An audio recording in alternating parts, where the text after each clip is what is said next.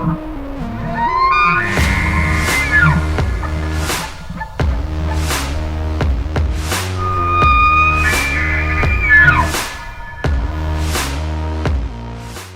what's going on, everybody? Welcome to this episode of the podcast. This one has been a long time coming, trying to get me, Chris, and Austin all in the same room to record a podcast, and finally made it happen after months of trying. I drove up from Roseburg. Austin drove down from Portland. We kind of met in the middle at Chris's shop, Elk River Archery, there near Salem, and just had a great time recording an episode on bow tuning and also what kind of cam systems are out there, the drawbacks and the benefits to each one. And it's a great episode. If you're wanting to learn more about your bow, learn how to work on it, what these guys use for a process on how to set one up, it's going to be an awesome episode for you. There's a lot of information here, and I really look forward to hearing you guys' feedback. If you have a chance, go check out Elk River Archery on Instagram or on Facebook, and custom high voltage bowstrings on Facebook. And that's Austin Kincaid, and Chris Dunlap is Elk River Archery. So without any further ado, this is Bow Tuning with Austin Kincaid and Chris Dunlap.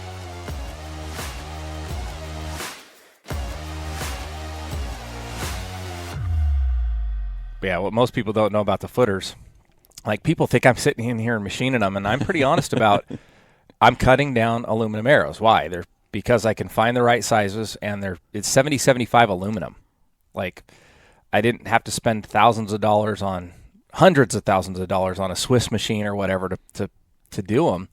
So, it is what it is. But you still have to do the work on getting the diameters right. I mean, there's still a ton of work. I can't even. I should show you guys my spreadsheet I have going and everything I've done, because I'm now trying to figure out how to make them for almost every arrow made. Yeah. Like, if people want to use them, then that's been my challenge, because guys are like, well, does he make them for this? I'm like, dude, I don't know. I just know that he makes them for 5mm axis, and I'm happy. So I can make them for most 166 shafts now, and I can make them for the 244 or 245 or 246 shafts. Matter of fact, there's a box sitting there to ship out for a guy on some Beam and ICS hunters. Perfect. That's cool. So you wouldn't even think about a footer on a fat shaft on a 19 series, or what is that? Those are 21 series arrows, so you wouldn't even think about it. I go by interior diameter, so those are I think those are a 232. No, they're 244. 244. Yeah. Well, when you're using a standard insert, does a footer really become as vital? No, and that's the other thing. It's hard to explain to guys is guys think footers are going to solve everything, but what I love is the hit system. I honestly think the hit system is one of the best systems out there, and for a couple reasons. I love the fact that guys always want to line their broadheads up. Well, you just square the end of the arrow a little bit more, take a little material off. You can line your broadhead vein or blades up with the vanes, and I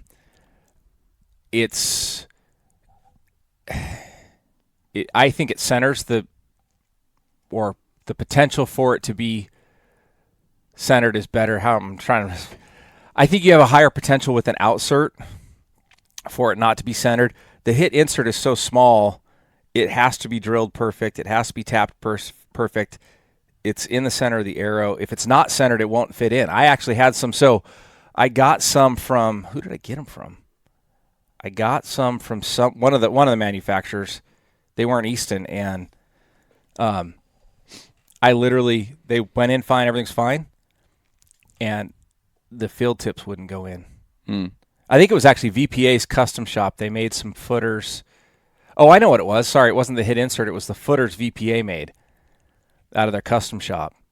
And those, because they were a collar, not a footer, not a full sleeve. They were a collar. They weren't drilled perfect. So they'd slide over the arrow just fine, and you go to put a field tip in, and it wouldn't fit because it was offset on the arrow. Really? So anyhow, it's just with inserts, I see the potential for more issues. The hit insert gives you, one, it generally goes deeper, and two, it gives you more room to play with, like sanding the arrow down, squaring it, that kind of stuff. You can tune it better. Yeah. Yeah. I don't know. I just love the system. I think the day 6 stuff is probably really tough. The hard part with the day 6 is basically day 6 got their toughness because of how thick they are. Right. It's okay. We're going to make a micro inside diameter, but we're going to make it the same size as like a 204 shaft on the outside. So it's just wall thickness, and that's not bashing on them. I mean, it's a great idea. Well, it's just super ass thick. Yeah. This is why they're so heavy too. Yeah, that's exactly why their grains per inch are so heavy. Yeah, I was listening to a podcast with them, and they use a really high quality straightness on their arrows too. Like their margin for error is pretty small, and that's why the cost is so high on them, because they have to order so many to find that. So they're fishing through arrows based on quality. They're if they buy 1,000, they sell 500. Yeah, maybe a lot more, maybe a lot less. I imagine I'd have to get them on here to get a better idea, but yeah, basically they're picking the best out of the batches and using those. From my understanding. The runoff. I listened to that same podcast, and basically it was along the lines of, the manufacturing of the arrows is such that they have a lot of waste. Mm-hmm. And so they may, I don't think he said this, but it's like one of those things, okay, we might build 100 arrows, and out of that only 65 are good. The rest we're not going to sell even as .003 or whatever. .005 or 0. They're just garbage. Well, so we have to account for that garbage in our cost. Right. Well, kudos for him for not making something like, and I'm going to say this because it's like the straightness a beam into an axis or something like that, because with those not so straight arrows, they're still good arrows, but they're just losing a little bit of straightness from what I understand. They're not meeting their spec for that for the day 6. He could come out with a lower line. Yeah. But I don't think he's the type of guy that would do that. I don't know him. Maybe I just need to get in the podcast and pick his brain myself. But I want to get into what we're going to get into here, guys, because we're welcome to the podcast. Well, welcome to the podcast, everyone. Dude, I know I've told you guys this multiple times, and it sounds like a broken record, but for the audience, I am so freaking excited to finally get here, because we said earlier before the podcast, we have guys that have full-time jobs. 2 of them have families. I got a family with 3 dogs, but I don't have kids. That's a whole nother level. And we all have jobs basically on top of our jobs that keep us full-time. And good luck scheduling that. I actually have 3 jobs. Do you really? Yeah. I teach 2 nights a week at the electrical apprenticeship. For some reason that doesn't surprise me. But so in order for all of us to get here, the stars aligned. It took us 4 or 5 months to get it to finally, and now we're meeting in Chris's shop, Elk River Archery here in Almsville, and you got a pretty cool shop here, man. I'm not gonna lie, I'm slightly jelly for just a small little at my house thing. It's I like it. It's not people. I think people come in here thinking, oh, Elk River Archery, he's gonna be like one of the bow shops around town. Well, I'm not, because it's not what we do, and it's something I've learned we've been in business now 10 months, and I bought some targets and I bought some different things, to try and be a little more retail. And guys might, as I'm tuning their bow, they're gonna want this. Nope. We're really just I sell arrows and tune bows. I tune bows, and the other thing that sells really well is all the Phelps calls, which yeah, I love supporting Jason and those guys. So I'm glad that I can sell them out of the shop. But I left you a few OP hats here, so if anybody wants to come buy an OP hat, shout out to myself. Yeah, no, totally. So for anybody that doesn't want to have to, anybody that's local to the area or happens to be coming in the shop that listens to the podcast and wants one of your hats, I'll have them here. And Dodge shipping. There you go. That's the thing, is instant gratification. Just come to the shop, pick it up. You don't have to wait a couple of days for it to show up. We had somebody. Not in Roseburg. They're at Waldron's in Roseburg. Somebody drove 2 hours, and it was like I felt so bad because I would have shipped it to them. But they wanted to drive up, and they called Waldron's and said, "Save those 2 hats and a decal." And so, shout out to whoever that was, because that's pretty cool. I never thought anybody would ever do that for something that like an emblem on a hat for something I created. That was pretty darn cool. So stuff's growing. Elk River's growing. High voltage bowstrings to my left, Austin Kincaid. What up? Why don't you give us a little bit of an intro? You're growing pretty good as well, too. Yeah, I think I started building strings. I think it's been about 4 years ago, I think. And just did it for friends. There was a local demand. Actually, I was kind of pushed into doing it. Yeah, I don't know. I kind of got pushed into it. There was a small demand for it, and then it... you start doing something, and pretty soon you're doing it full time all night long. Well, I think part of it was the guy that we trusted to build our strings, who we still trust. 100%. He's the guy's awesome. But he was so backed up, and then he had to stop building for a while. And Exactly. so it was like, man, we need strings.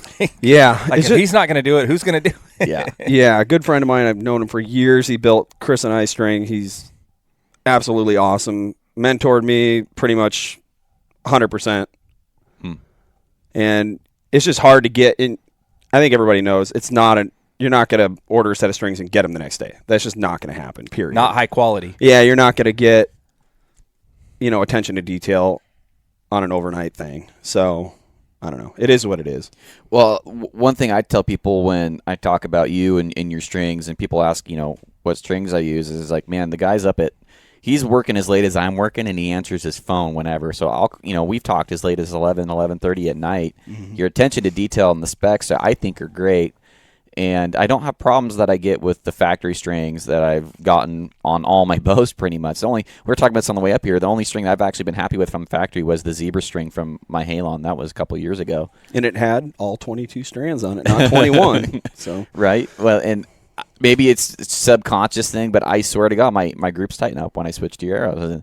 And I think that has a lot to do with the quality and the precision, and it's probably mental too. I have more confidence in an aftermarket string, but I just like rock solid. Like, they don't move. Once the bow's tuned, it's tuned. Yeah.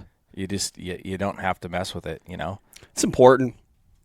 It's important, especially with, we've been a fixed blade broadhead state forever. Cams go out of time. Go shoot a fixed blade broadhead. We've all been there. That's what it boils down to for me. And I have a lot of friends too that just they kill tons of stuff with their bow, and they've done it forever. Put a set of strings on their bow and let them shoot it. And it's just, I still get guys every week with rubber tubing on their Peep sight. And it's just funny to still see that. Shops are setting bows up with that. I see it on custom strings and, factory strings. Do you think that's to hide Peep twist? 100%. 100%. What, from a guy that creates strings, and we are getting into the weeds before we even introduced what the podcast is about. But for a guy, this kind of is what the podcast. This is the podcast. Yeah. Well, for guys that I announce it to the Patreon guys, and one of them has a question. I think I'll have to get my phone out here in a second, but has a question for Chris, because he totally dig the broadhead episode and the arrow episode we did. And that's probably the most popular episodes we've ever done. So, guys, we're really excited to get you on the podcast, and then being able to have a guy that, is an expert in the string area and tuning himself is a really good bow tuner, bow tech as well. This is going to be a really in-depth conversation, and I'm going to learn a ton. But I want to get back to the question here is why do guys have problem with Peep twist, and why is it so common, especially on factory bows? Factory strings. Loose serving. Really? So, number one. When I went, and here's the deal, something that to me is gimmicky. You look at all the bowstring manufacturers out there, all of them advertise zero Peep twist. But I would honestly say that very, very few of them, after 200-300 shots, your zero Peep twist is a pipe dream. So think about a bowstring as a barber pole. When you look at a barber pole, all the twists are even, right? Mm-hmm. You put a Peep sight in it, what happens to that area when you put a Peep sight in it? You're going to stretch the lines. The uniformity in the bowstring changes, okay, slightly, which is why you still have to adjust for it when you install and you put your loop on. Everything's kind of got to be square. That can be fine for a short period of time. If the servings are loose, I'm going to go ahead and throw it out there. Typically non-braided serving. Braided serving, it adheres tight, and it holds. If it's served tight, it will hold. Now, do factory strings come with that serving? Not that I'm aware of. I think this year there's going to be maybe one set of factory strings that might have it on it. Really? Yeah. Who would that be? I think Athens. Really? I think. I'll be darned. PSE's actually, I think PSE might be running it too on their live wires. I don't pay a whole lot of attention to it. Yeah. But, a lot of the big companies are still running twisted serving, which it does work if it's served right. The bottom line is it's just not as abrasion resistant. Over thousands of shots, it's not going to hold. You know, Chris has seen it all. You know, he puts more bows through here than I get to see. I try to stay away from the bow tuning a little bit just because it slows me down immensely. So, but yeah, I mean, loose serving. A lot of people are afraid to use braided serving because it is unforgiving when you build with it. So there's just the right amount of tension that's needed to hold for the life of it. Well, and I think taking care of the strings correctly or your bow correctly is the other part of it. I mean, guys leaving them in their trucks when it's hot. You know, cold doesn't seem to bug it, but you take your strings out and run them through the brush that we run through here, and it's wet and nasty, and that takes a toll on the strings. And so, then there's the whole debate of waxing and not waxing, and I have my way of doing things and what I've seen that works best. And I wax my strings. Well, there's some groups of guys that say don't ever wax them again. The way I do it is I wax them using my fingers. I don't use leather or anything else because it can get too hot. And I melt it into where my fingers get warm, not hot. And then I literally take and wipe it back off because what I'm trying to do is get it into the fibers inside the string, and then I wipe it back off because I don't want a bunch of excess. But I've seen guys, you don't need to wax your servings. I've seen guys that have wax all up in their cams, and they're waxing their serving, and they're trying to wax everything. I used to be that guy too. Don't get me wrong. Like, I've done it before. But wax does not help serving stick. I promise you that. I take all the wax out of the served area when I build. But a little bit of wax every once in a while is a good thing. So you can over wax and you can under wax. So here's the question: is do you wax based on the amount of shots, the exposure to the elements? What's your? I look at the strings and just kind of watch them and see, and it's like, do they look dried out or not? I can tell you, weather will dry them out. So if you're out in the desert, you can dry them out real bad. If you're in rain and stuff, that water getting on those strings will dry them out and make them look nasty really quick. And so but again, it's a very small amount of wax heated up into the fibers and I wipe it back off. Austin, I don't know how you do it, but yeah, I don't really wax them. I wax them once after I'm done working with them, and that's it. Really? I won't touch them again. No, because all you're seeing in the string material for fuzziness is the Vectran on the inside fuzzing a little bit. Waxing it is not going to help.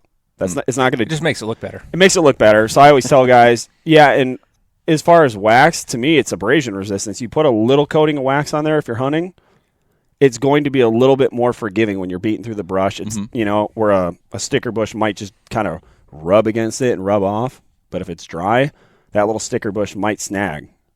That makes sense. And that's kind of where I tell people, it's like, you might as well wax it. You paid for them. Take care of them. Right.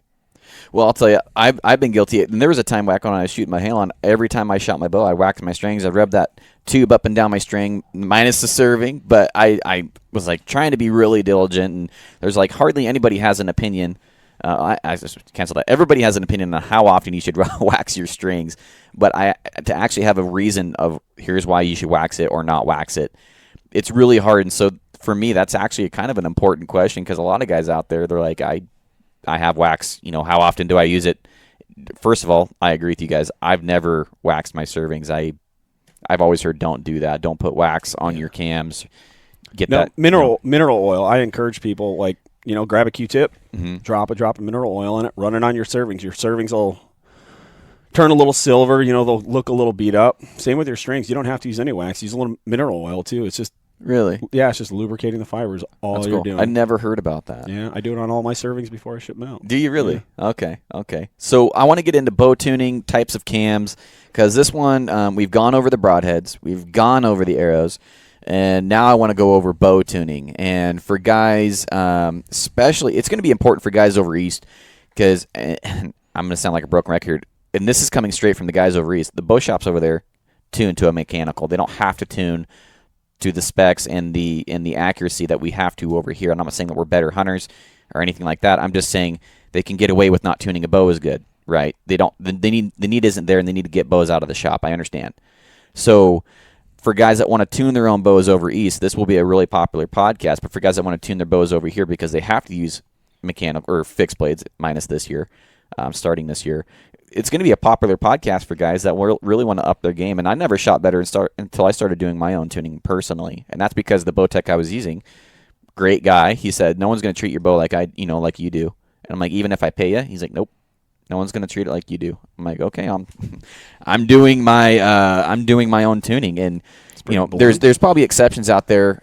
Chris, I believe probably for sure, because I know you do a really good job on tuning stuff. I don't want to throw every guy under the bus that has a shop, but that was coming from a guy that was in the business for a long time. Well, and I think that's why I have business. That's why I have customers. It's because of that. It's because I really try and treat everybody's bow the same way I would treat my own. It's like my whole philosophy on customer service is I want to treat everybody the exact way that I want to be treated. So, I will try to bend over backwards for somebody, and even if it costs me money, it's my reputation means a lot to me.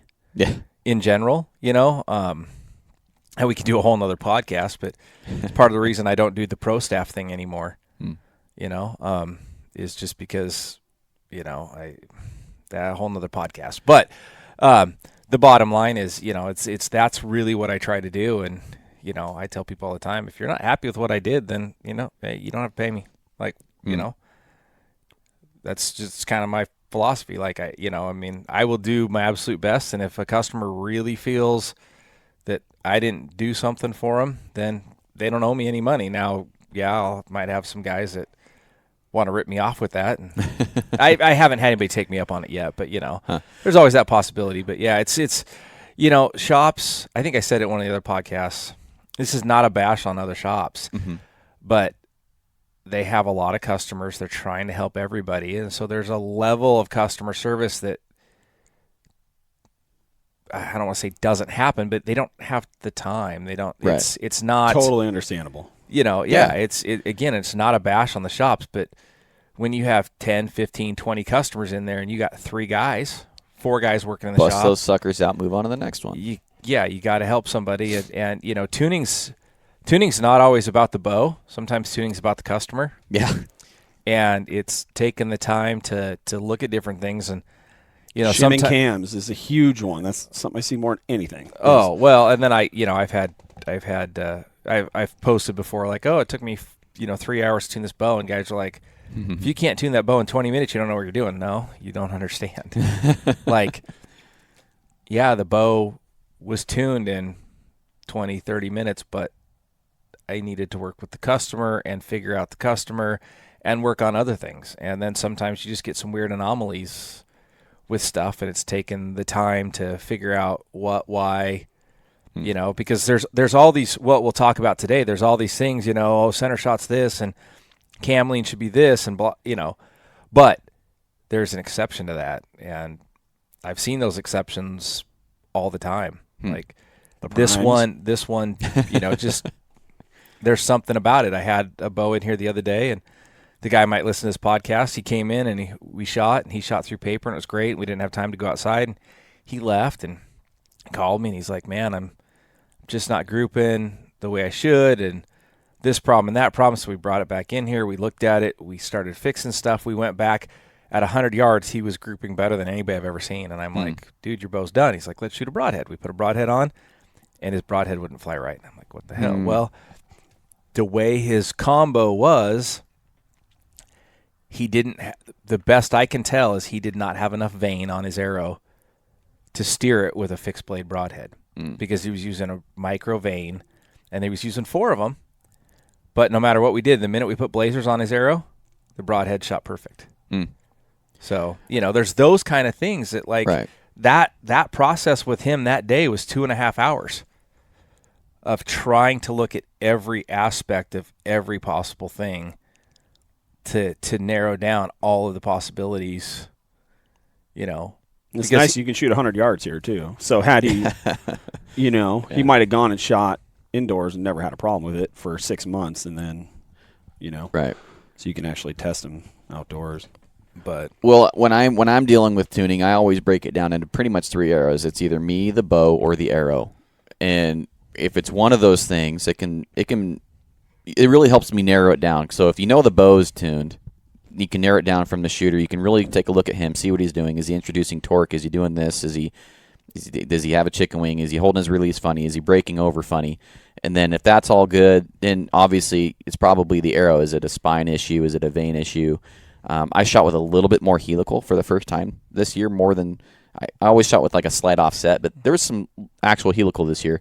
And I've always shot pretty good groups. My 2 groups actually even tightened up even more with just a little bit of helical. So just the finer little details, especially on the arrow end, man, I feel like guys really overlook that. I mean, I'm shooting through paper just fine. Well, you're shooting through paper just fine, but that's not the end goal. My end goal is to shoot a broadhead downrange, at 100 yards. And just because you can shoot through paper doesn't necessarily mean, that for me, shooting through paper is a starting point. And this is kind of where I want to start getting into it is for your guys' tuning process on a bows. So now you have the rest on there. Actually, let's start from a bare bow. What do you even do? Well, so real quick, I'm going to step back one little thing and just say, I tell customers all the time, when they can't get fixed blade broadheads to fly the same as their field points, you have a tune issue, you have a form issue, or you have a spine issue. It's one of those 3. Again, exceptions to every rule, but very rarely have I ever seen a bow that when those were fixed would not shoot a fixed blade broadhead the exact same as a field point. Right.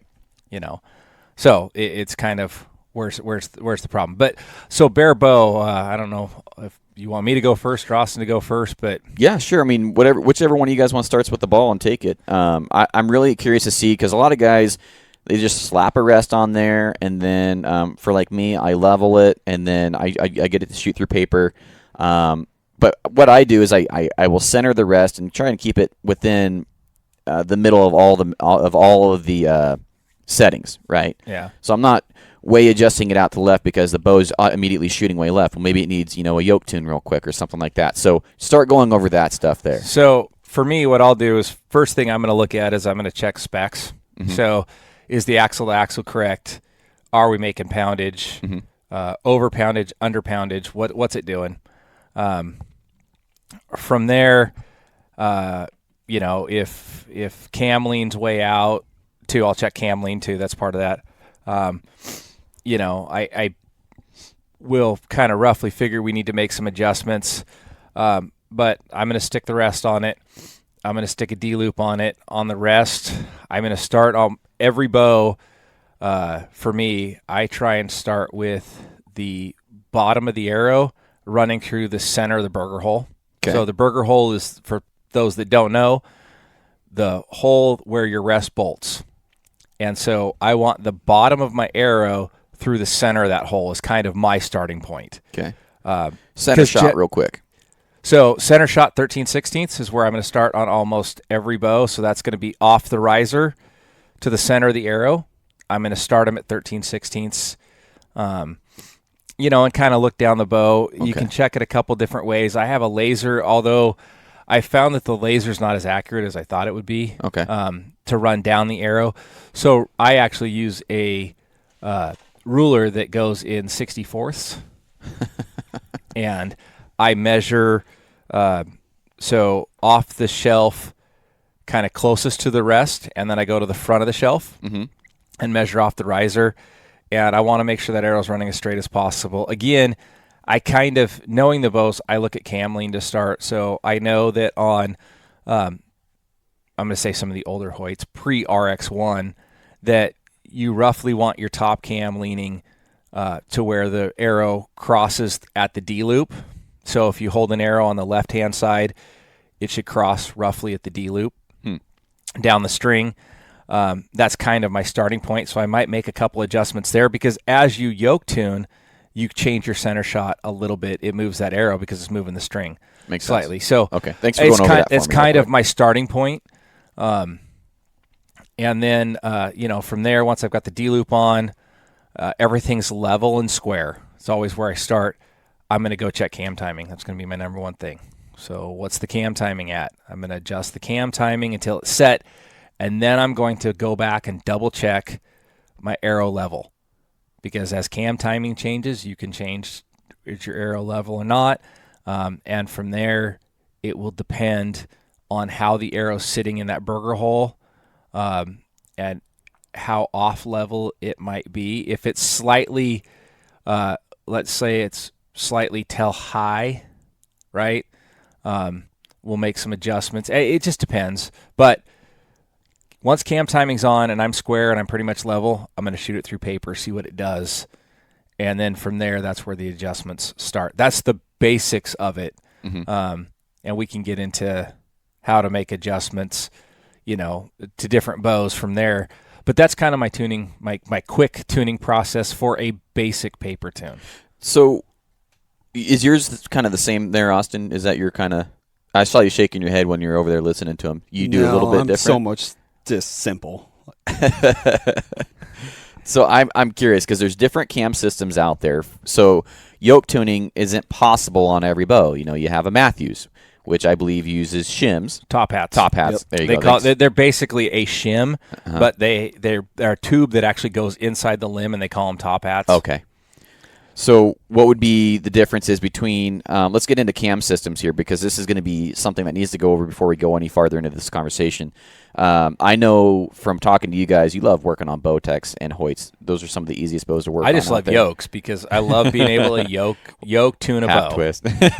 There's a good and a bad from having a bow with yokes compared to, say, like an Elite or an Athens or a New Breed with the binary cam system. If you change the harness out on a Bowtech, you have to go through all that yoke tuning over again every single time. You go to an Elite, and you have to shim that to get it to shoot, you're done. You can change the harness out next time, put a loop in the center of the bow, and shoot it. It's going to shoot exactly the same. So your sight marks are they're less likely to change based on just a quick string swap. Okay. Does that make sense? You don't have to go through all that yoke tuning. Yeah, it's kind of the give and take. You can't fine-tune them the same way you can with a yoke, but the give and take to that is, like Austin said, it's set. Yeah, I mean, the amount I could set a Bowtech up very fast, but hand me an Elite, and it's a said and done game in minutes. Well, unless you got to change the shims, and then you got to take... Even that, and that's still pretty fast, but yeah. Well, here's a kink in you guys because I still haven't met anybody that can actually tune a prime worth a damn here locally. Because first of all, we don't have primes. I'm being cocky. No, I had one in here. I spent 5 hours on it, and I got it tuned. Perfect. Huh. When I say perfect, I think it came out 7/8 center shot, which is a little more than I'd like. But when you say that, explain that. So just, again, it's the measurement off the riser. 7/8. 7/8 is fine. Anything out to about an inch is really, you start running out of windage really, on your sight at an inch. Yeah, really pushing it. It's just, and that's like Austin said, is, you start running out of windage and, you're not shooting out of the center of the bow at that point. When I shot my prime, this is why I asked, because when I shot my prime, this is no dig on guys that shoot prime. I loved shooting my prime. I shot my prime the best out of any bow I ever shot when it was shooting. And I would be faced, this way. My arrow would be way outside. Yeah, and that's not uncommon. No. And you can't get rid of the tear through it. paper. Yeah. And they don't fly right. So what we ended up doing on that bow, after I had done every normal tuning trick, we swapped limbs top and bottom. And swapping limbs top and bottom fixed it. What was weird about that, though, is that the cam timing marks weren't in the same spot. And so, okay, let me explain this a little bit better. Before we swapped limbs, the cam timing marks were in the exact same spot. When I took the bow apart, I actually didn't take the strings and stuff off the cams. I left them all together, pressed the bow, pulled it off in one piece, swapped limbs, put them back on. All of a sudden, my cam timing marks are off. Okay, well, that tells me that I've got a limb deflection issue because I've just taken – everything's still intact. I put no twist, added no twist, didn't change anything. Put it back together. My cam timing marks were off. I had to fix it when I got the cam timing marks perfect. There were still some issues. The bow ended up going back to prime, but I had called prime personally, and I'm like, hey, I tuned this bow yesterday, and this is what I got, and this is what I had to do. And the guy goes, oh, yeah, that's normal. I go, well, what do you mean that's normal? No. I'm like, I just swapped limbs, and, I swapped limbs, and all of a sudden I got a left to right issue that goes away. That doesn't, The bottom line is you spent 5 hours. I spent 5 hours, to get it to shoot a perfect bullet hole through paper at 7/8, and the arrow was running 7/8 true center shot, so it was running straight at 7/8. But yeah, I spent 5 hours, and there was some timing issues. The bow went back. It was just interesting. So when I had my Synergy, horrible. Man, I was pointing my. Did you ever see my Synergy when? Okay, yeah, it was Wasn't pointing that way what? outside. Wasn't Austin knows the bow that was in here? It was a Synergy hybrid, wasn't it? Yeah. It was a hybrid. Yeah. Well, I'll tell you, I was shooting I was shooting broadheads, fantastic, but it just kind of looked funny. I was like, how am I? Screw it. You know, like I'm shooting heads out to whatever distance you want to say. That probably sounded really cocky when I said I can tune one. Yeah. Well, and someone's going to sounds get. bad. You know, someone's going to get on here, get all No, that's fine. Primes this. are fun to shoot, man. I think they're so smooth, and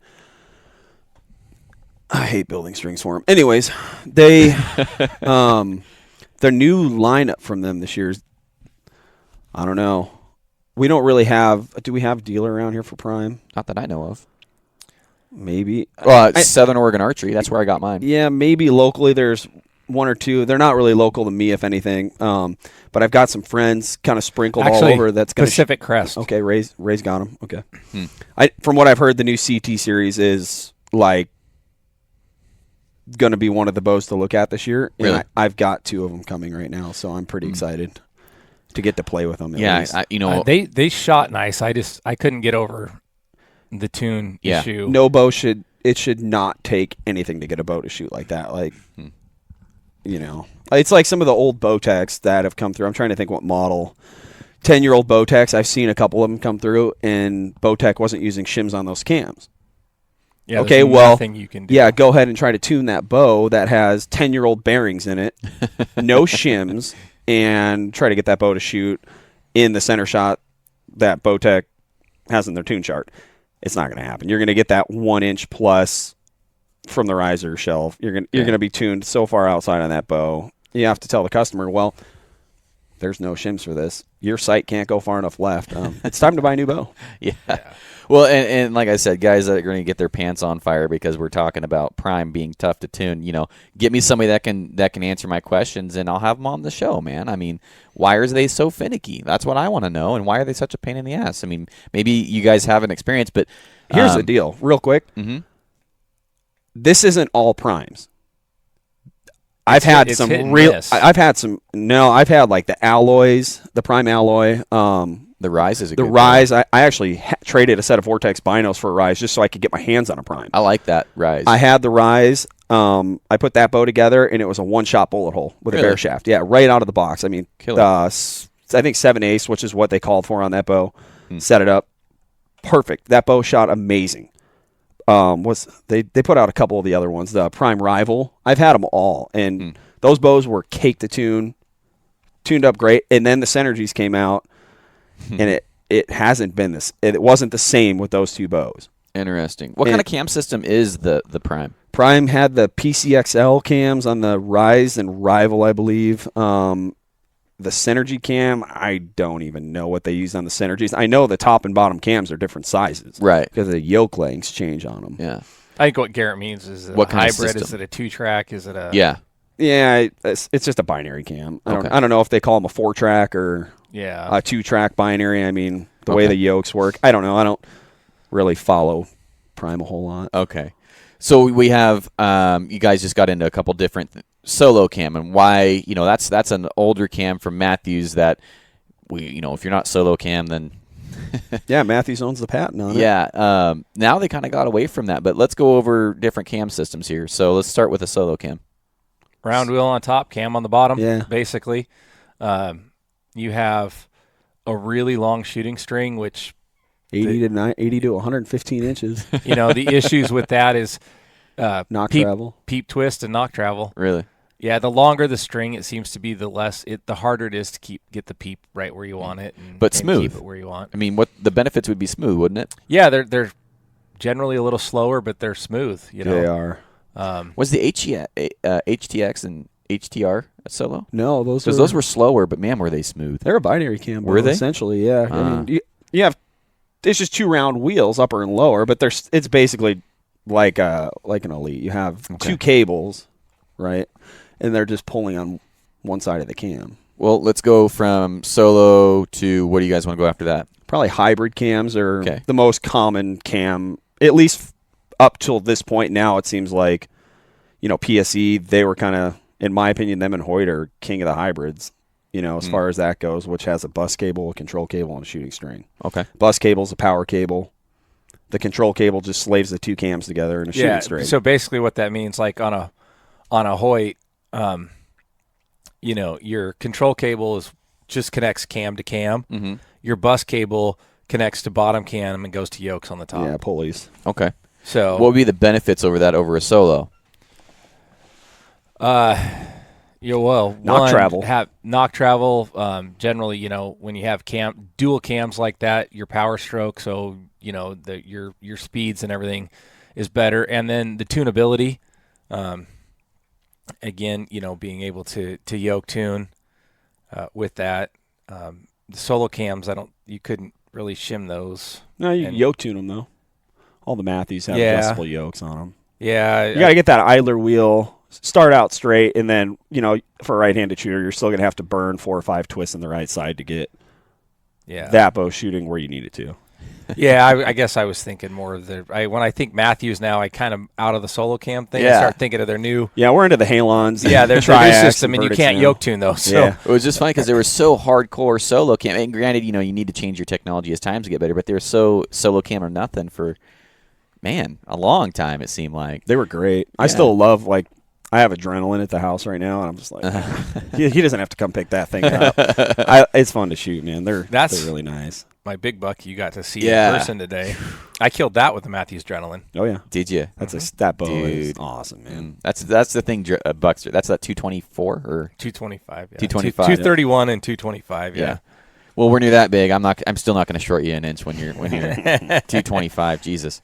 So what would be the drawbacks to a hybrid over other cam systems then? Because there's got to be something. The biggest thing with hybrids is the ability for that bow to stay in time. Really? Yes. So you have 2 different cams. They're not the same, top and bottom. So explain that. How often would you have to maybe work on them to keep them in time? Depends on the string set, and depends on how you treat it. You leave a bow in a hot car, you're asking for serious trouble. Yeah. I don't know. I don't think there's any set in stone thing really, because I think a lot of it's the cam design. I've had a couple, like my Hoyt's, like my Spider Turbo that I had. That bow was just bomb-proof. You could build strings on that thing, shoot 50, 60 shots, just retweak it one time, and that bow would be like a set-it-and-forget-it thing. And then, maybe move to a different cam that maybe Hoyt made or something like that. It might just be more sensitive. Some cams they just seem to be more sensitive than other cams. Not manufacturer-based, like PSE to Hoyt, but it could be just that particular cam Hoyt released might just be more sensitive to going out of time. Serving changes shape in the cam tracks. When that serving changes shape, that is a reason to typically retime a little bit. That makes sense. There's one thing I do want to go over for cam tracks that scared me from, I forget who was it. They had really shallow. I think it was Bowtech. It was Bowtech. Destroyer 340. Yeah, the Destroyer. And just looking at people, I'm like, man, any torque, that sucker's going to pop right off there. People derailed it. They kept saying that they dry, and it was like, no, you derailed it, and then it dry fired. I saw that happen literally with my own eyes one time. Well, the year after, they came out with the LE and the 350 with deeper cams. So. Yeah. Well, you couldn't. The thing was it wasn't so much the torque. It was when guys would let down. They couldn't let down straight. Anthony, remember that? And they would literally torque the bow letting down, and they would derail the bow because the cam track was so shallow. Right. And so Bowtech quickly fixed that, or they tried to quickly fix that. Well, when you think about it, when you're letting down, I don't know anybody that really does it. You're gripping that bow and you're introducing, and then you're letting it down. So you're doing like kind of this kind of thing. It really does make sense. And back when I was shooting my Halon, I'm like, I was looking at these guys that had the Bowtechs, and I was just watching it because a lot of them had a lot of new friends getting into archery, and I'm just watching them like cranked on that thing. I'm like, dude, that's sketchy. But deeper cam tracks. I remember thinking about that in 2015, 16, and just watching guys pop them off. But so let's go to the next thing. What would be? So we hit solo, hybrid, dual, binaries. Yeah, there. That's took the word out of my mouth. So binary. Yeah, that'd be considered a 2-track cam system. So you have identical mirrored image cams, upper and lower. in a shooting string. As far as bomb-proof, that is the way to go. When you have binary cams, you lose the inability to go out of time. Okay. So you look at the Elite binary cam system. Bowtech has it. I think pretty much everybody has a binary cam bow. Every single manufacturer. You lose the ability to go out of time.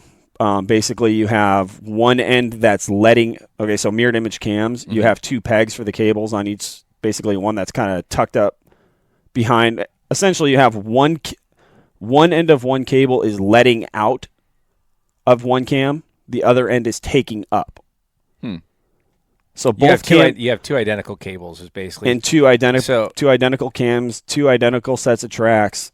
It's like dual control cables, basically. Yeah, I mean, you let out. I mean, if you were to take an Elite and literally just put strings of cables on it, and one of the cables is a 1/16 of an inch out, you're going to set that bow up dead knock level, and you're still going to get perfect arrow flight out of it. Okay. It loses the ability to go out of time. What would be the drawback to that cam? You have limb stops.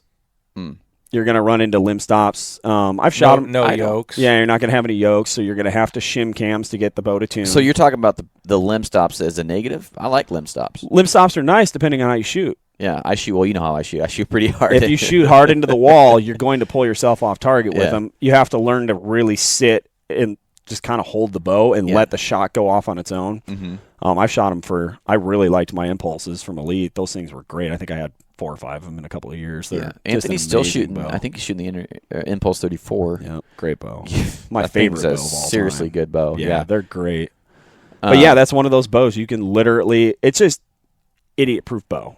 You know, and I don't think I've ever even had to shim an Impulse. Like that is one of the only bows I think that I've literally bolt a rest on it, put a loop on it, run it through the center of the burger hole, and that bow's done. You're not going to get better performance out of a bow. So would the Prime be That is a binary cam bow. Right. Yeah. Okay, that makes sense. So what else is there out there? We have twin cams like the Diamond Infinite Edge. That cam is, I don't even know if anybody really runs a true twin cam anymore on like a flagship line. The problem with the Infinite Edge and some of those other bows that have twin cams, I think Bear might have a few, maybe Mission. Yeah, maybe. Those bows, if you pull too hard into the wall, you'll throw them out of time. So, I mean, if you sit at like an Infinite Edge, go ahead and you'll pull the backstop, or you'll pull the one cam out past. of time. Yeah, I can literally draw an Infinite Edge back straight, put more high wrist into it, and you'll watch that bow go out of time. Put low wrist into it, you'll watch another cam go out of time. I mean, it's a kid's bow.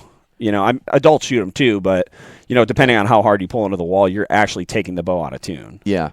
See, that's one thing doing this budget bow challenge, playing with all these different bows. It's like, man, you know, when using a hinge, because sometimes, you know, You're pulling. You're pulling, and then make sure that thing's going off at the same pressure every time. Those lower end bows really aren't that friendly for a guy that really loves to use back tension. Oh, yeah. You know, like maybe that's just me, and I'm also still learning how to use my hinge. But yeah, you know, that's something I've been running into with that Outlaw that I wasn't supposed to buy. That was solo cam, right? I think so. Yeah. Because you're like, dude, you're gonna love tuning that thing, and then I like started bitching to you like They'll a week shoot, later. Yeah, so you have twin cams like on the Infinite Edge, and then the closest thing to a twin cam, in my opinion, is the Bowtech Overdrive cam, which is my cam of choice for certain. That bow can go out of time. My BTX. Yep, your BTX, all my Bowtechs. We're looking at a bunch of them right now. It's a pretty sight. Yeah, it is. I'm taking a picture before I leave. And I love that cam system. It's got the yokes on it. It's got a one-piece coupled cam to the axle, so there's really no shims that can get. I've seen binary cams actually with shims that get worn down from friction over time too. That's another negative to a original style binary cam. The cool thing with this cam system is those axles are coupled to the cam, so that as that cam draws back, you can watch those yoke bearings or bushings, whatever you want to call them, and they physically rotate too. So basically you have one side of it that's split connecting to the pulleys on one end. That same cable hooks up to the cam on the top. Those cables are the exact same length They're pretty maintenance free. Once you set that bow up and you time it, that bow does pretty good. A lot of people say, yokes are more likely to stretch than anything else, and they're right. I mean, you only have half the strands on one side, so it's not uncommon after shooting it to have to go and throw a twist in one side of a yoke leg. But the ability to control that cam left and right is amazing. That's where that bow really shines. Is setting that bow up, throw a loop in the center of the bow, set the rest, dead level, time the bow, shoot it, and then adjust your yokes to start, and you're going to get amazing broadhead flight out of those bows. Well, I think we did it, unless you want to add anything, Chris, I feel like we did a pretty adequate job of breaking down the cam systems out there. No, I'm good. I think, and then there's one more even too. Well, it's still a binary cam, but look at the Matthews Halons with the floating yokes. Who else runs them? PSE runs the Evolve cam now too, and Darton actually, who owns. I'm pretty sure they own the patent on that. Dude, those Evolve cams are sick. They are. I love those. The Evolve cam and the Bowtech Overdrive cam, in my opinion, are the two best cams. Period. Yeah. Period. I love I shied away from PSE. I shot them for years, and after I just wanted to try new stuff out there, and plus they were aggressive. X-Forces and stuff. Oh yeah. But these new Evolve cams are. It's not the same. It's making PSE. me a PSE fan again. It is, man. If I didn't shoot the Bowtechs, there's not a question in my mind I wouldn't shoot the Evoke 35 now. If the handle didn't just suck for me, like I just can't get past the handle. I love it. You love it? I love the PSE handle. Oh. I always have. PSE's handles are amazing. It's like grabbing a 2x4. It is. Well, the carbon bow is. Yeah. I had the Stealth last year for a brief period of time. Period. The handle is just brutal on the carbon bow. They have to do that, though, because look at Hoyt's. Look at Hoyt's carbon bows. They have that, is it a Tech Riser they call it? The Tech Light Riser. They have to have that on a carbon bow for stability because of the way the material is. They've been doing that Tech Riser, though, for forever. Long before they did the carbon bow. And look at PSE's first carbon bow. Well, I think PSE had a carbon bow years ago, way before any other bow did, or a bow manufacturer. I think PSE put out the first carbon bow ever. Really? Yeah, a long time ago. I don't remember what model, I think. Chris? I'm trying to remember, too. I don't know. I actually thought it was Martin put out a carbon bow, Maybe. way back in the 80s or something. Yeah, somebody, I know Hoyt was not the first one to make a carbon bow. Really? No, there was one, but I want to say it was Martin that actually did it. It might have been. Way back in the day. I'm going to put this out there. First person on Instagram, I'm going to put this on Instagram, this soundbite, to tell me what was the first carbon bow, period. I tell you right now, it wasn't a Hoyt. It's probably going to be I will send you something. There you go. Period. I'll send you a gift. Cool. So, I don't want to get into the mods and because I don't want to get balls deep into cams. But let's go ahead and move on farther into the tuning here. Well, so I think the biggest question people are going to have now is that we keep talking about shimming and yoke tuning and why, what, where, because most guys walk into a shop and the shop sets it up and then they go shoot through paper and then what they see is guys moving their rest. Yeah. Well, don't ever move the rest. And that's I was gonna exactly go there. My thing is once we've set center shot, there's very little reason to move the rest. So from there you're gonna at least the way I do it, it's gonna be a yoke tuning thing. Where the rest might need to be moved is if you're yoke tuning to a point where it's not right. I've seen some bows come in that were the cam lean was so bad that it looked dangerous. Like it looked like, matter of fact, we have a buddy who just because of his form, and he admits it, he knows it. His cam has to be shimmed so hard that it's scary looking. Like it looks like that string is going to derail. What's the first letter of his first name? K. Ken. First name. I don't know. What's the deal with that? That's his grip. Okay. Torque.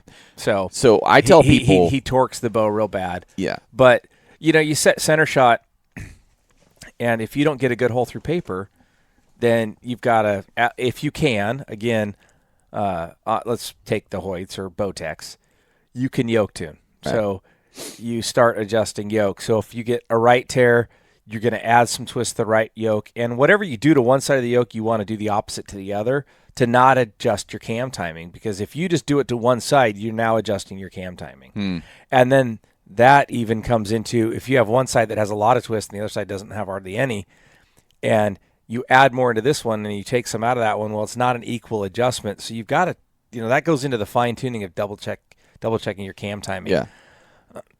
But the point is your rest was set up center to start. Your rest should stay center, and your arrow should try and stay center. So we do some yoke tuning for things like the Elites, the Athens. What we look at is changing shims to move the whole cam over. And you can do the top or the bottom or both. It's typically not going to be the same because you got a flex or like a roller guard or cable slide rod, and it's not in the center of the bow. So your top cam might require a little, like maybe 10 thousandths more movement than the bottom. Yeah. Well, I'm glad you guys went over that, because I see that all the time, and I used to be guilty of that until it was John at Waldron's pointed out to me. He's like, "Why are you moving your rest?" He's like, "I'm like, because it's shooting, tearing this." He's like, "Keep everything middle of the middle, tune the bow to that, basically center shot and everything, and then if you still need to make an adjustment, then you can make an adjustment. But if you're bottoming your adjustments out, that's a telltale sign something's wacky on your bow. Like, you shouldn't have to be adjusting your sight all the way out typically. You shouldn't have to be adjusting your rest all the way out that I can think, unless you're using the wrong rest. But, is there exceptions to that? Because I mean, for me, just trying to keep everything middle of the middle, I'm trying to look at my boat, my BTX, wherever the heck that thing is. It's up there. Big waffle cams. And I'm not even sure, because I haven't spent enough time on that thing. That thing's got a whisker biscuit on there. But when would you have to have everything? When would you have something out of whack? Is there even a reason? There's so many. Outside of grip and form and stuff. No, outside of grip and form, short of the bow itself being the specs being not put together correctly. When I say specs, I'm not talking your axle, but something drilled a little bit off. The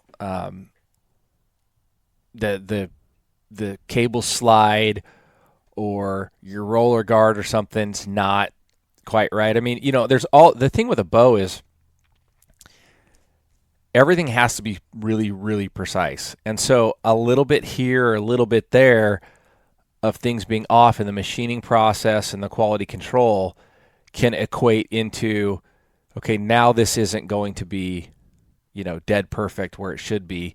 Now we have a little adjustment that needs to happen. Like my 13/16, if you're at 13/16 and your arrow isn't running square, so the back's 13/16, but the front is, 15/16, okay, well, we need to, figure out why. Do we adjust the string, or do we slide the rest until the arrow's, perfectly And that's what square? I do when I set a bow up. Is I use an engineering ruler, and I measured a 812 on the front of the shelf and then the back of the shelf. And when you get 812, 13/16, sorry, to the center of the arrow shaft, you're pretty much in the center. As long as they're square, I mean, like the 13/16, that's just a starting point. Okay. But the idea is you want it square to the bow.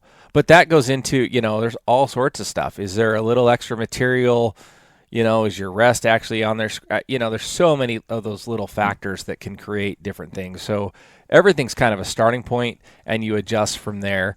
It might be one of those things where somebody's grip is a little bit off. So we've yoke tuned a little bit, but like there's still just the hole through paper is not quite perfect. And we've yoke tuned to a point where we don't want to adjust it anymore. Okay, so we're going to move that rest just a tiny amount. Again, that's kind of tuning to the customer and their grip, and everybody's hand size is different.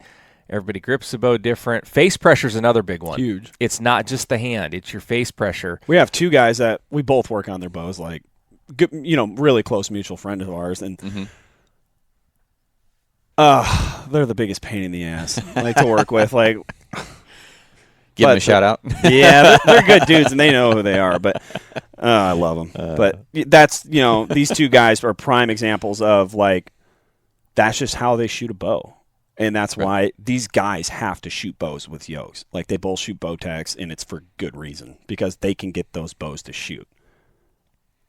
Well, if they're doing the same thing consistently and you can tune it to them, more power to them. Exactly. And, both of those guys have gone out and shot other bows and for very short periods of time because they realize, like, I have to have full control over that cam in order to make it shoot for me. And that's just the way it's going to be. Off-base question. When you put a string onto a bow and you're setting a bow up, because right now we don't even have the peep on necessarily yet. There's been conspiracy theories about when you put the peep in the bow. Do you shoot it 10 times, 20 times before you put the peep in? Do you let the string, rabbit ears, set? Do you just put the peep in there, tie it in, call it good? What Depends do you on the day. I don't know. My personal bows, because I have so much time with them, like, I don't know. You can, the way I always set a bow up for somebody, I won't shoot it ahead of time. The first thing I want to do is get knock sets on that thing. Mm-hmm. Well, that's something we didn't talk about is the actual knock sets and stuff, part of the tuning process. Yes, tied-in knock sets are invaluable. Yeah. When you do your D-loop, so what we're talking about for those of you that don't know, instead of just having a D-loop by itself, what you actually do, what I'll do is I tie the top part of the D-loop, but I don't have exactly same for me. Perfectly tight. I get my knock in there. I adjust everything where I want. And then I'm going to take some serving material, and I'm going to tie in the bottom. And I'm going to do like 4, maybe 5 ties, and then cut it, burn it. And then I'm going to actually slide the top D-loop off. Right. And I'm going to tie a knock set. Now, I know Austin doesn't always tie the knock set up top. I do doubles. You don't have to. I personally do doubles. But I'll tie a knock set up top. And I want just a little bit of play. The whole point to that is you don't want knock pinch. Right. So if you're drawing back and your arrow's lifting off your rest or anything like that, you have knock pinch. Knock pinch can be a tuning issue. Your arrow's not coming off the same. You're not sticking too much. There's potential issues there. So, or if you change arrows, you go from one knock to the next, and all of a sudden you're noticing. If you go from an axis to a beam, you're probably going to have knock pinch. You're going to have problems. So you leave a little play, which is almost counterintuitive because we always consistency. Mm-hmm. Your arrow's still going to be consistent. You can have a slight amount of play in there, which is what you want. And then I finish tying the D-loop in from there. The other thing I see all the time is shops. And I did it for quite a while too, is they crank on those D-loops so hard to try and set them, and they separate the serving. Yeah. You really don't need to. It's like, get some tension on it, get a little bit of tension, get it set, play, and then it will set itself as you draw it back. It's not going to slip through if you've tied it correctly. And then there's all sorts of debate on right-handed, left-handed D-loops, the way you tie them in. And what my personal philosophy is I do all of mine the exact same way for right-handed shooters and the exact same way for left-handed shooters. So the two are opposite. I don't think it actually matters consistency necessarily, but what happens is if you tie them in quote-unquote backwards, if you're using a hinge and you're twisting your hand or anything, that D-loop, the actual knots in it, or the half hitches will start to twist opposite of each other rather than staying in line. Yeah, I never thought about that. For good practice, just do one on your bow. Just tie.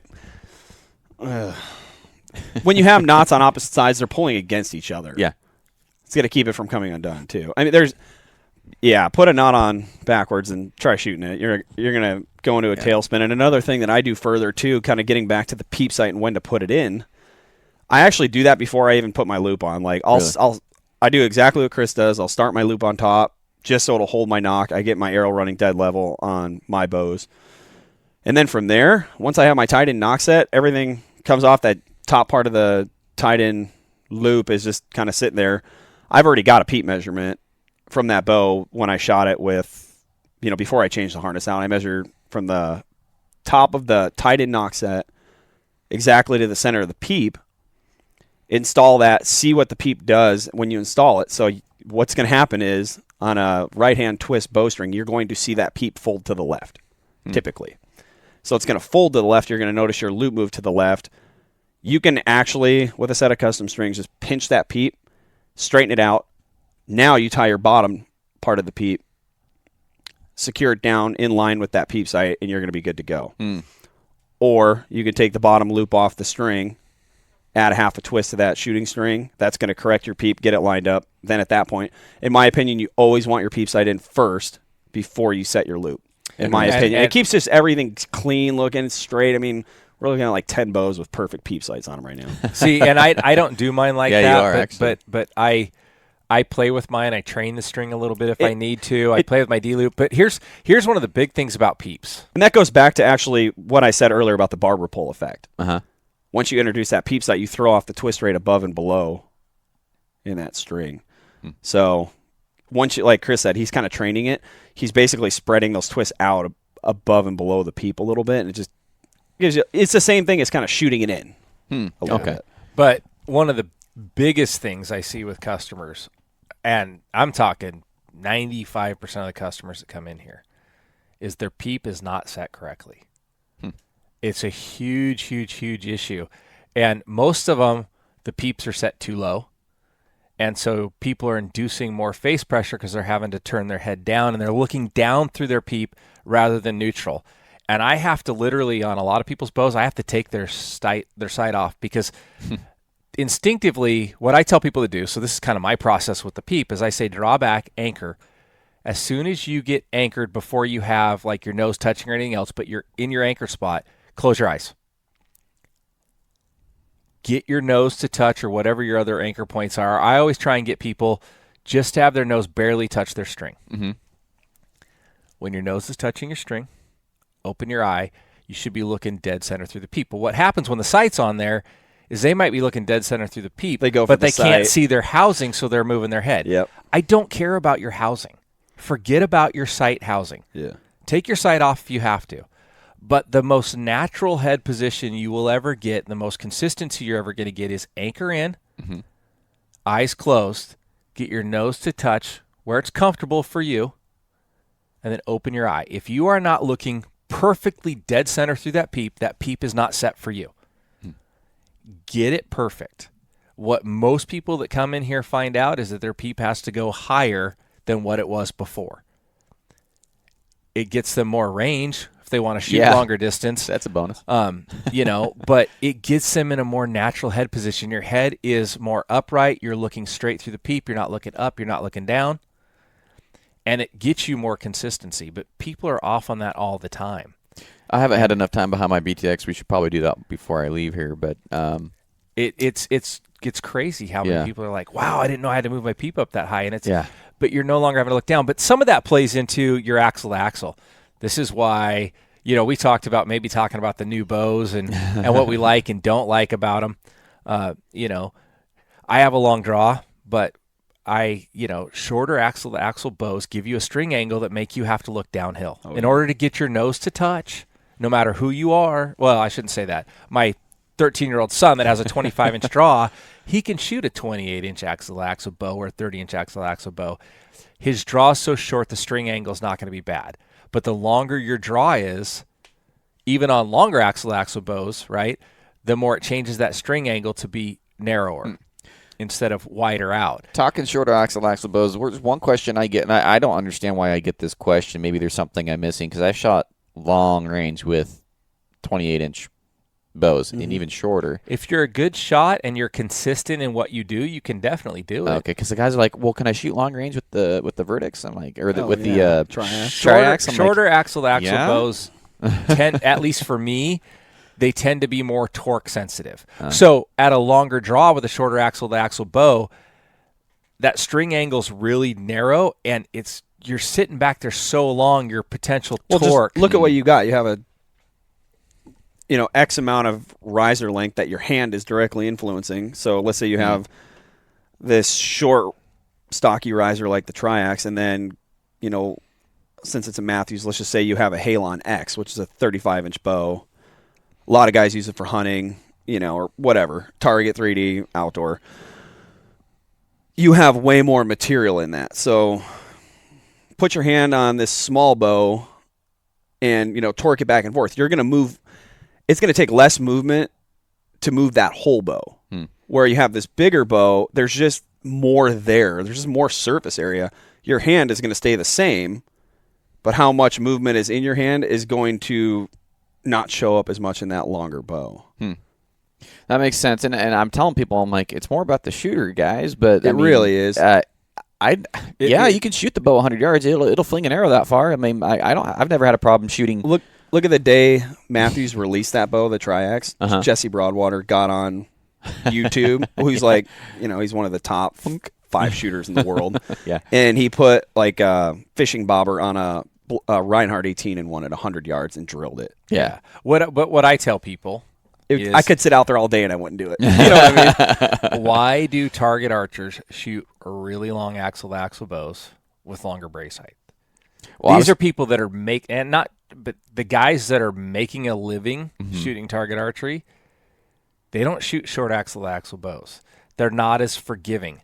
More torque potential, worse string angle. There's a lot of things to it. So, go shoot what you can. And I'm not saying you can't, just like Austin just said, guys shooting a bobber at 100 yards or 80 yards or whatever it was. Yeah. I can't shoot that with a scope. Those guys can do that, and if you can do that, great. More power to you. Have fun. Yeah. I know my threshold. I am never as consistent and never shoot as well with a bow. I have not found one yet under 32 inches axle-to-axle. Any bow I've ever tried under 32 inches axle-to-axle, I can't shoot. Nope. I had the Matthews SDX right after the Adrenaline. Missed the biggest blacktail I've ever had a shot at. Really? At 20 yards, head on. Guys are going to be, took a head on. Whatever. I love that shot. It's people were listening to you up until that point. Torque, it was torque. I shot right past him, and it was, people, it wasn't the bow, it was you. You're right. I torqued the bow. Yeah. Because it's one of those things. For me, those short bows, the peep sight's so far away from your face. Well, and that's the other part of it is to get it up higher, to get it up based off of your below the cam. I've had some. You're not even getting a peep in it. I've had some that come really close to that top serving. It's like I can't even put a knot in this thing. Well, look at I can do Mark's the bottom. bow. Look at Mark's bow.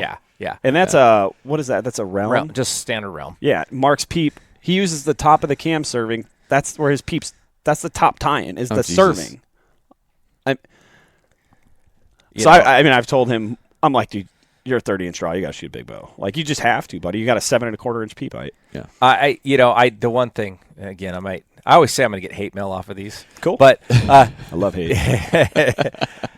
I'm sorry, but if you can't walk around the woods with a 33-inch axle-to-axle bow and have to have a 30-inch axle-to-axle bow, you got an issue, man. Like, I hunt some of the thickest, nastiest crap. I hunt with a 35-inch axle-to-axle bow with a 12-inch stabilizer on it. Yeah.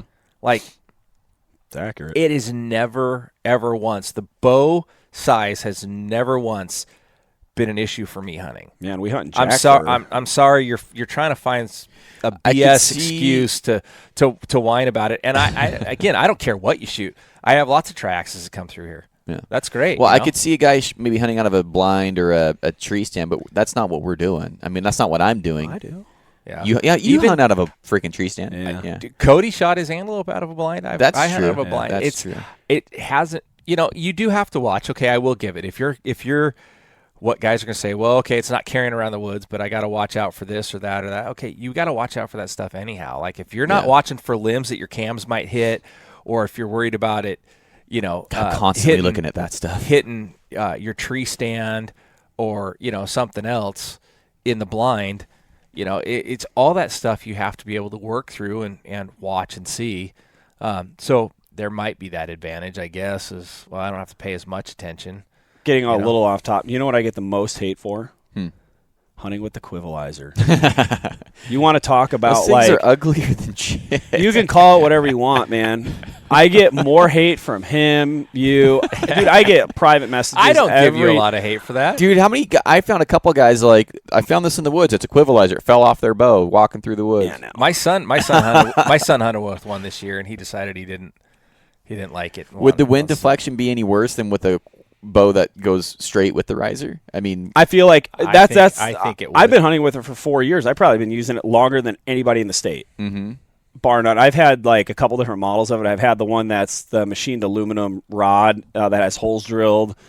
I don't know what the theory was there. I think it looked like an Uzi. It was kind of cool. That one seemed to drift a little bit less because it had a little room for air. And when I drew my Northeast Oregon big bull tag, I hunted with it out there, and it was windier than hell.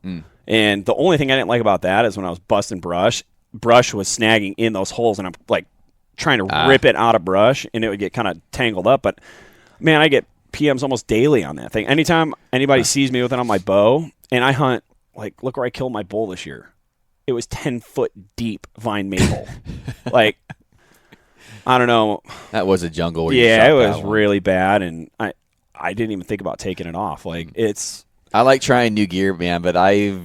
I mean, my good buddy Kevin, he's probably, and he's like Mr. Ultralight everything. So I've been preaching to him. I'm like, dude, you got to get one of these things. He finally got one, and he actually texted me. I think it was like 2 days ago. He's like, I'm so sorry for hating on you. He's like, this is. He likes it. Yeah, he's like, this is some of the best shooting I've ever done out of this thing.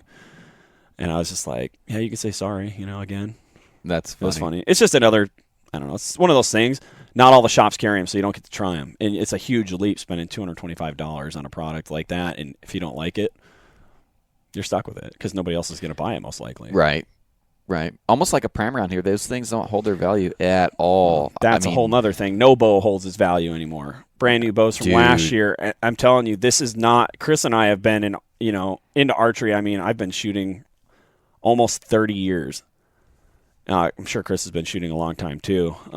And Chris and I buy a lot of bows every year. Resale on them used to be, I would say, pretty good. Like a guy could go get a bow and hunt with it. And dude, the bow rack would give you, like, when I had my Halon there, offered $750 trade, and that was when the new bows came out. Absolutely. It was like with my Hoyt this year, I had to throw everything on there just to get what I wanted. I had to go the kitchen sink, the case, arrows. I even gave him fully set up arrows so you could just copy that. Perks. Yeah, I mean, Jesus. Yeah, it's gotten really bad, man, recently, to the point where it's almost not worth reselling. But Chris and I were talking earlier. It's like my Realm X. I've got two awesome bows right now and killed a ton of stuff with my Realm X last year. And just the resale on it is so bad. The Realm X? Yeah, I mean, for an $1,125 bow that is nobody will pay more than $600 for. It's that bad, huh? I bought it. I don't. $650. I'm seeing quite a few. I'm still seeing guys trying to sell them for $700, but they're staying there. I'm telling you, last year, or 2 years ago, a bow like that at that value would sell it for $800. Yes. Like quickly, overnight. I've done it. Yeah, as recent as the Halon. That's my most recent, and then that cocksucker stole it out of my garage. But that one. That one. Yeah, so it's still floating around Roseburg, and I can't prove it. But it got posted on the classifieds, right? Yeah. And I found the guy. He works for one of the companies we do safety for. Oh. I hope he listens to this podcast. Oh yeah. I know he doesn't. Yeah. But so is there anything on the tuning aspect? I want to chip in one closing thought here real quick is, we can talk bow tuning to the death. Unless you got your shit straight as a shooter, you're wasting your time. You got to fix your grip. You got to fix all that stuff, because if Chris does a perfect job tuning your bow, and plus you also need to tune it to the shooter like you guys alluded to earlier, you got to have that stuff down. We've already done, I don't know if we've actually done, no, I've done podcast on that, shooting as a shooter and form and all that stuff, and good habits, good foundations. So if you need to listen to that, go back and listen to it, and then listen to this one. And we've done one on the broadheads and the arrows. And so this is really the last one a guy should need. Yeah, I mean, it depends on how in-depth we want to get and how much time we want to spend, as far as, if we're going to get into bear shaft tuning and all that. But we did that on the arrows. I mean, well, we kind of did, but we even went over clocking on that episode. Oh yeah, that's good. Well, it needs to be done, man. It's important. And it's starting to become. I think arrows are starting to grow popularity with all these Facebook forums. Yeah, there's a ton of bad info, man. Oh, there's a lot of bad info, and I stay away from the arrow thing. I'm just like, Chris, build me arrows. Here's what I would tell people is, and again, this isn't a bash on any shop, but if you go into a shop and you're getting your bow tuned, and you shoot through paper, and the first thing they do is start moving your rest, you might want to, say, hey, let's try yoke tuning first. Or if you have yokes or whatever, but let's look at, can we shim? Can we do that?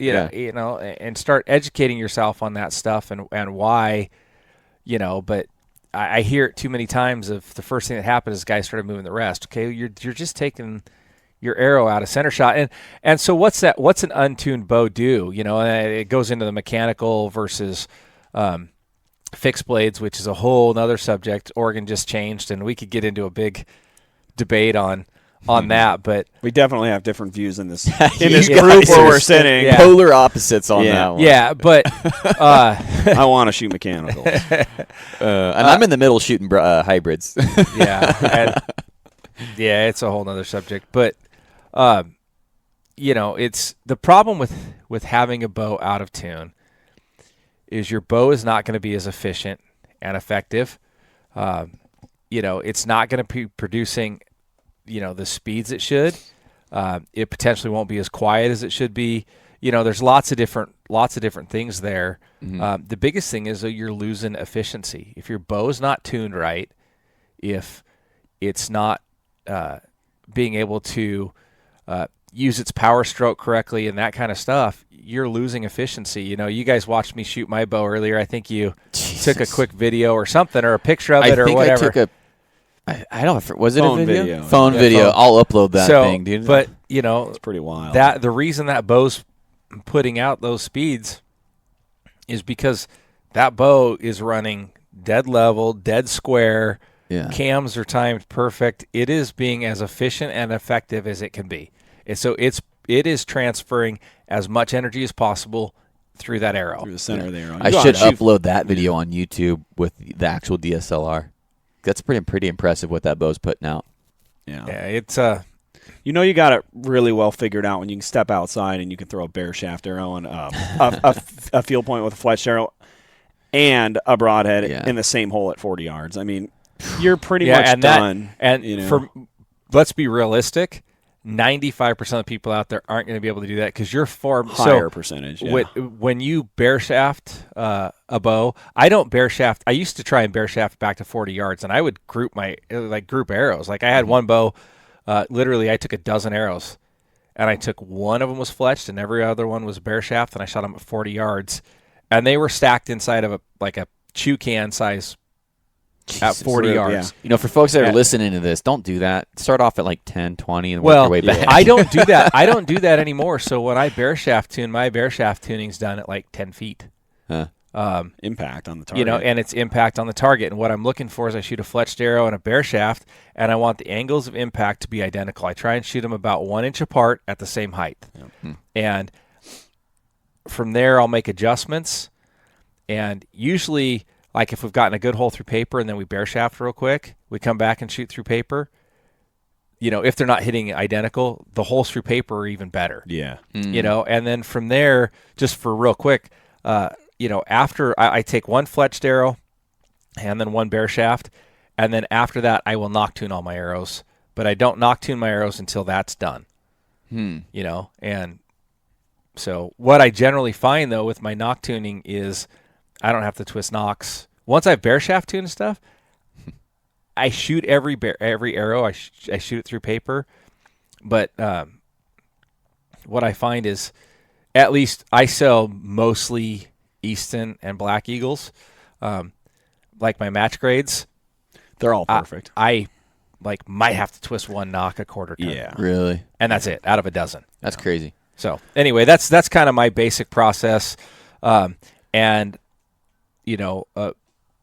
Very rarely do you ever see a bow that's been bare shaft tuned that won't shoot a broadhead the same as a field point all the way out. Like I'm kind of ignorant. I don't even shoot my broadheads. I will like a couple days before season. I just know that when my bow's doing everything right, and and you got a good arrow that I'm out there all summer shooting, but dude, when you're out there, 60 yards and you're throwing a bare shaft into an elk target and your field point hits like an inch away from it at 60. Yeah. I think your bow is pretty well tuned, man. You should shoot the broadhead, obviously. I saw a video with Jesse Broadwater shaved the veins off of his arrow and then shot basically almost, pretty much had zero guidance from zero steering because he pretty much shaved them off with a knife real quick. So there's just like a little bit of lines on veins, and then he bare shafted that thing like 100 yards. Yeah. It was like, geez. And that's a combination of the right arrows for that bow. a guy that doesn't have an ounce of flinch in his body, and can hold a pin on a fishing bobber at 100 yards. I'm not that good. Yeah. I'm not even a third that good. No, that I was like, these guys are I got room for improvement. Yeah, but that, and that tells you right there. I mean, it's really, to me, it's really easy to weed out an arrow out of, because I'll have 24 arrows when I go out and I get my hunting arrow set up, and I'll go to the range and it's just grouping them. I mean, when you made a good shot. If you've shot long enough, you should know when you made a good shot. Mm-hmm. And if that arrow doesn't go where you hit and the other 6 did, there's something with that arrow, maybe a spine inconsistency in the shaft or something's it could be anything. Well, and some of that goes into, you get less of that with properly built arrows than you do with the mass just cut from one end, not squared. Yeah. You start weeding. Yeah. It's usually simple for me as going out at 60, and I don't even shoot them bare shaft. I'll shoot just, a half dozen fletched arrows at 60 yards into an elk target. And if there's 1 out of 6, that's, say, typically with improper spine arrows, you'll see high and low. But like if you get kind of a funky arrow, usually it's a high and low. And if I've got one arrow that's 5 inches below the rest of my group, I'll grab that and just throw that clip it onto the string, and I'll just twist it 90 degrees, shoot it again with the rest of that group, and hey, everything's cleared up. We're good to go now. Makes sense. And there's my, first 6 hunting arrows. Okay. But by the time I'm done, I have 24 of my favorite arrows. Well, I'll put it this way, and I used to be this guy. If you have a good arrow in your quiver, like the arrow, like that's my good arrow, you're doing something wrong, guys. I have 24 of my favorite arrows in your quiver should be just as good as your best one, your most accurate arrow. You know what I'm saying? Like, if you don't have a full quiver of those, then you got room for improvement. You're doing something that's costing you accuracy, and there's something in this tuning, arrow building that you're not doing. Every arrow in my quiver, I can take it out and I'll shoot it at an animal with confidence. Yeah. If you don't have that, then you might rethink what you're doing. Yeah, your 6th arrow shouldn't be the that's my crappy arrow. one versus your your first arrow. You should be able to grab any arrow in your quiver and it should be just as good as the number 1 arrow. Yep. Like that's pretty common. Guys are like, oh no. I used to do it all the time. It was like, okay, my number 1 arrow. This is the one that spun the best. Yeah. Oh yeah. And that one spins. Yeah. Look at the bull I shot this year. First shot, money shot him. Where did the other 4 arrows go? I shot him. Yeah. No, I shot him 4 times. But all the arrows were in the same hole on that bull. Oh, really? They all literally, look at the picture. It's got like a baseball-sized hole in the bull. And they were all just going through. And, the bleeder veins would clip another part of the hide, and it just opened him up. Huh. But those are all various yardages, too. And I'm not looking at an arrow. I'm just grabbing ammo and putting them through them. That was an expensive bull with those iron wills. Oh, man. He didn't want to die, did he? It's like a $300 bull. Jesus. I had a guy... There's a tree full of iron wills out there. I know exactly where it's at. Somebody was telling me, like, oh, yeah, I told somebody I like to save broadheads after I use them, and that's the reason I don't use iron wills, because it would get expensive quick. And he took it like, oh, yeah, you're a killer. I'm like, that's not what I meant, man. I'm like a $40 token is expensive. Oh, yeah. He took it as like, well, yeah. I'm like, I'm not saying I killed all of God's creations. I'm just saying, I'm not going to have a $40 token just sitting there. I'm going to reuse that bitch over and over again if I have a premium. Oh, yeah. Yeah, when you're paying that much money for a broadhead, you're going to reuse it. Well, I think this was a good episode, and I want to save a little bit of time for another episode here, basically going over the new bows. So appreciate you guys coming on to the show, and we're going to wrap this thing up and then start going over some new bows and start another episode. Awesome, Garrett. Thanks. So, yeah. Thank you. Hey, no problem, guys. Alrighty, everybody, that's this episode of the podcast. Thanks, Chris and Austin, for coming on to the show. You guys were a wealth of knowledge for bow tuning and cam systems, and really appreciate you guys taking time out of your day to come onto the show. Thank you guys for tuning in. If you can, leave a 5-star review on iTunes with a comment so I know that you left it, and be really happy to hear your guys' feedback on this one. I've been wanting to get, like I said, this episode out for a long time now. If you guys are digging what the podcast is doing, I'm getting a lot of really good feedback. Guys message me, taking time out of their day to let me know what they think of the podcast, and really being motivating and encouraging. If you guys really like the podcast and you want to support the show and be closer to it with exclusive access, become a patron. It's the best way to do it. It will absolutely help the podcast grow. I'm investing in a lot of computer equipment and editing equipment to really up the game here very, very soon. and plan on having all that stuff by February. So if you guys want to support the podcast, help it grow, make sure we're getting information to the people who need it and want it, become a patron at patreon.com/onpointpodcast, and that's how you do it there. Right now, any amount gets you all the access, but we're going to constantly be updating and sweetening the pot and doing exclusive giveaways just for Patreon members.